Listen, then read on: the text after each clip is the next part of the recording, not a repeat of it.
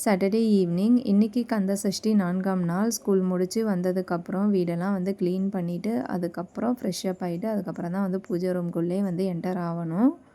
இன்றைக்கி பச்சைப்பயிர் பாயாசம் பண்ணலான்ட்டு ஒரு பக்கம் அதையும் வந்து இண்டக்ஷனில் போட்டு விட்டுட்டேன். அதுக்கப்புறம் சைட் பை சைடு வந்து சாமி ரூமும் வந்து க்ளீன் பண்ணிவிட்டு செங்கோணம் கோலம் வந்து போட்டுட்டு இருந்தேன்.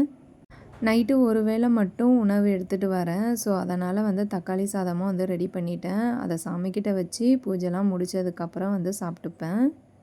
சாமிக்கு தீபம்லாம் ஏற்றிட்டு அபிஷேகம் வந்து ஸ்டார்ட் பண்ணிட்டேன். இன்றைக்கும் 3 அபிஷேகம் தான். பன்னீர் அபிஷேகம், பால் அபிஷேகம், அதுக்கப்புறம் பச்சரிசி மாவால் ஒரு அபிஷேகம்.